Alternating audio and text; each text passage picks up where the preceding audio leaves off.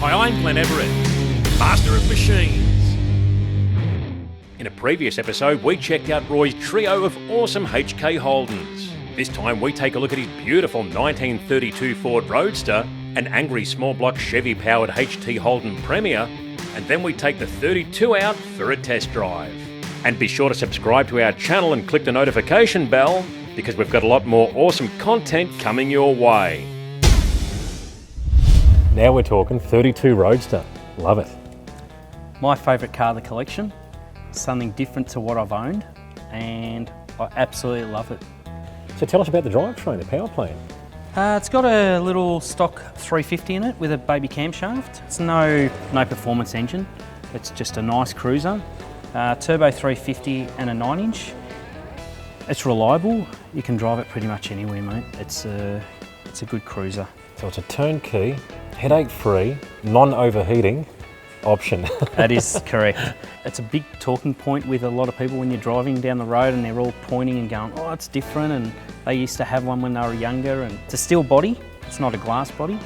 It's a 4-seater, it's got a dicky seat in the back, and as a family we normally just used to hop in and go, and then we had a little baby boy, and now it's 5 of us, so we don't all fit in it. Can't squeeze them in. No, mate, I wish we could. It's the car that everybody in the family likes to go in on a nice day. Something different and a bit of a novelty, I suppose. It is.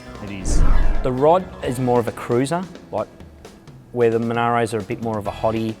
So I love hopping in the rod, roof off, and just enjoy the sun, the wind in your face, and cruise.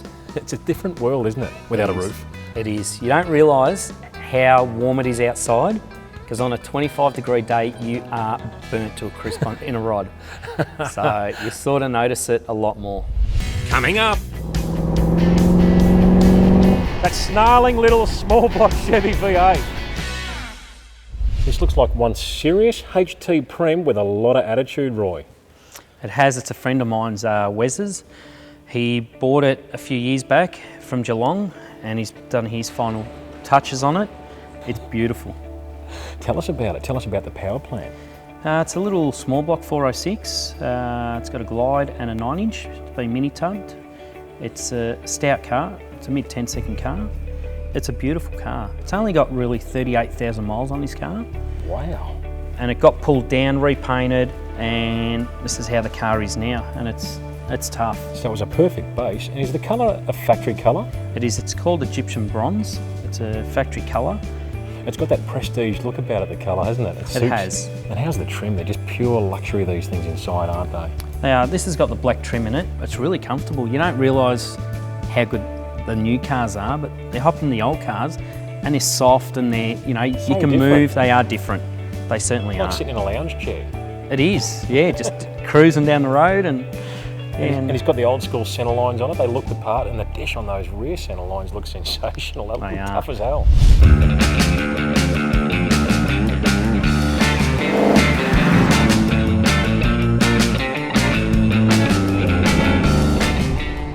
It was a pretty tough decision deciding what to drive in this collection, I've got to tell you.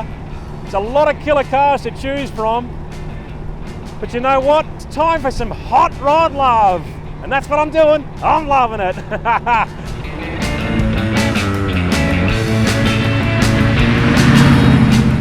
You know, it's an interesting story, hot rodding. It dates back a long time. In fact, back to the late 30s, as far as I know, when a group of Southern Californians went out on the dry lake beds and started racing their cars up and down, doing what they called time trial runs. Eventually, that actually developed into drag racing. And effectively, that is when the high-performance industry was born, throughout that period. When people used to get their cars, hot them up, become very innovative and go out and race them and see how fast they could make those things go. In fact, some names you'll recognise are Offenhauser, Moon, Edelbrock. Those guys stemmed from that hot rodding period. Speed shops started up everywhere. Drag racing became very popular. In fact, it grew like wildfire. All across the US and in Australia, drag strips started popping up everywhere. That's when the action began.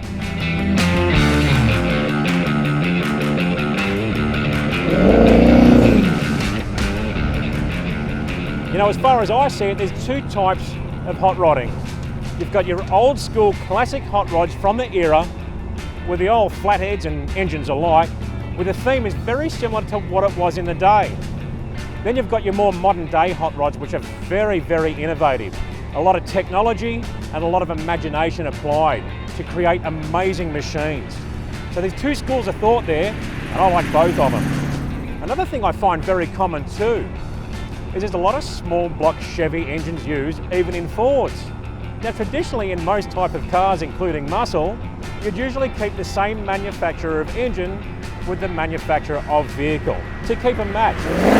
The hot rodding scene though doesn't seem to discriminate, and it probably dates right back to the early days where you run what you brung. Any type of engine in any type of car. Go out and race.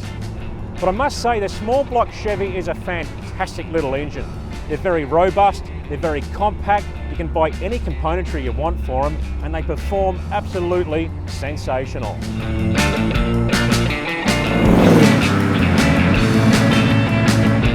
Now what I like about this hot rod? This.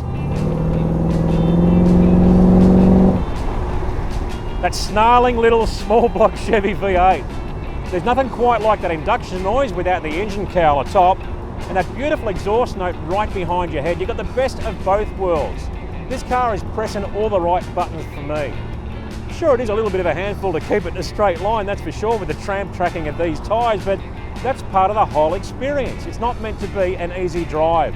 It's meant to be a memorable drive.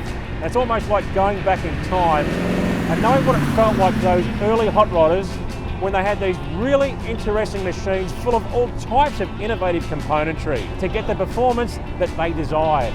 I can just picture it now when you look back at the speed shops of old, where there would have been guys pulling up in their hot rods, lining up, walking out the door with their high performance componentry, going home and fitting it in their shed. It would have been an amazing era. Plenty of street racing and plenty of drag racing too. A little bit hard to do that these days, but that's how it was back then.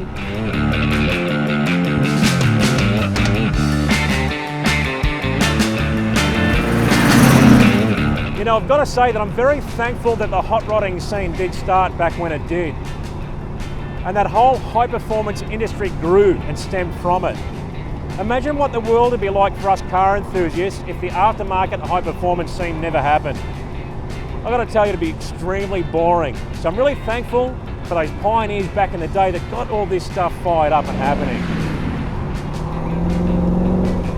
She's definitely got some poke, pulls like a train. It's only a mild engine with a small camshaft, but very, very practical. And you've got to remember, a car like this doesn't weigh very much either, so it's going to have really good power to weight and acceleration when you need it. I know one thing, I need it.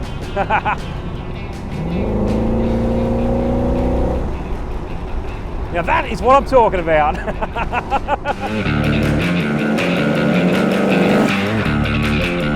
I've got to say this car does actually drive quite well. It stops well, it handles well, it does everything so nice. Other than a little bit of movement around on the road and a bit of a bumpy ride, if you can put up with that, you'll have an absolute ball. Love the experience, love the roof off, love the open air, that small block Chevy V8 there, the noise the thing makes, the history.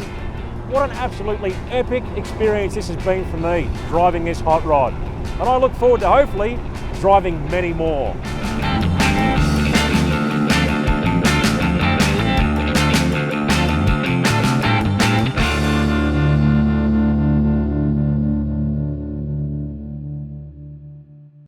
Thanks for watching, and we'd really appreciate it if you'd like and comment on this video. Be sure to subscribe to our channel and click the notifications bell because there's a lot more content coming your way.